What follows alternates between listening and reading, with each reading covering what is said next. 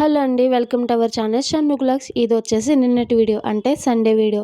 మీ ఇంట్లో నిన్న సండే కదా, స్పెషల్ ఏంటి? మా ఇంట్లో అయితే వెజ్ ఫ్రైడ్ రైస్. ఇది వచ్చేసి మా వదినగా ప్రిపేర్ చేసిన రెసిపీ అనమాట. కానీ నిజం చెప్పాలంటే ఇది రెస్టారెంట్ లో ఫ్రైడ్ రైస్ తిన్నంత ఫీలింగ్ వచ్చింది. దీనికి రైతా గానీ కర్రీ గానీ ఏది అవసరం లేదు. ఇది బ్యాచులర్స్ అయినా ఎలాంటి వారైనా సరే ఇంట్లోనే చాలా ఈజీగా కూడా ప్రిపేర్ చేసేసుకోవచ్చు. అయితే ఈ రెసిపీ ఎలా ప్రిపేర్ చేసుకోవాలో ఒకసారి చూసేసుకుందాం. ఈ లోపు నా వీడియోకి ఒక లైక్ ఇచ్చుకొని చెప్తాను. ముందుగా అయితే నేను ఇక్కడ బాస్మతి రైస్ తీసుకున్నాను. 1 గ్లాసు బాస్మతి రైస్ కి 2.5 గ్లాసులు వాటర్ అయితే పోసుకున్నాను. నేను విడిగా ఉడకబెట్టుకున్నాను కాబట్టి 2.5 గ్లాసులు. ఇప్పుడు అందులో కొద్దిగా ఆయిల్, అలాగే కొద్దిగా సాల్ట్, ఇప్పుడు ఇందులో జాజి పువ్వు, దాల్చిన చెక్క, లవంగాలు 3 వేసుకుని నీళ్లు మరిగిన తర్వాత బాస్మతి రైస్ వేసేసుకుని ఒక 90% కుక్ చేసుకుని స్ట్రెయిన్ చేసేసుకుంటే సరిపోతుంది. అదే కుక్కర్ లో చేసుకోవాలనుకుంటే 1 గ్లాస్ కి 1.5 గ్లాసున్నర వాటర్ పోసుకుని కుక్ చేసుకుంటే సరిపోతుంది.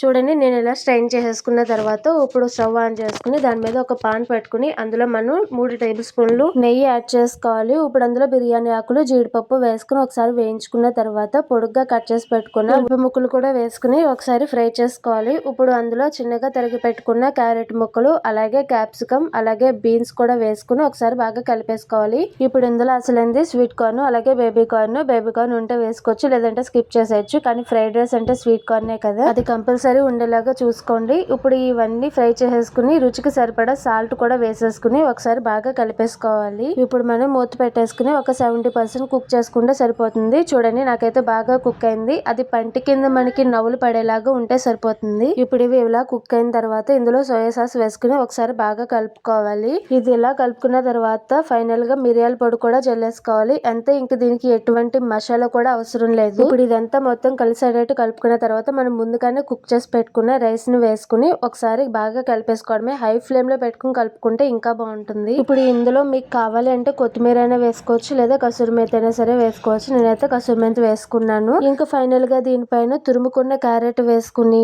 ఒక్కసారి కలిపేసుకుని వేడిగా తింటే ఉంటుంది ఆహా అని అనకుండా ఉండలేరు. మీరు కూడా ట్రై చేయండి, చెప్తాను. మీరు కూడా ఇందులో అన్ని రకాల కాయగూరలు యాడ్ చేసుకుని పిల్లలకు కూడా చేసి పెడితే వాళ్ళు కూడా చాలా ఇష్టంగా తింటారు.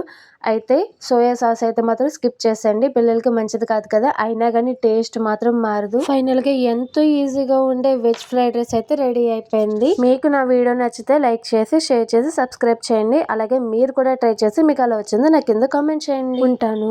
Thank you for watching. Bye bye.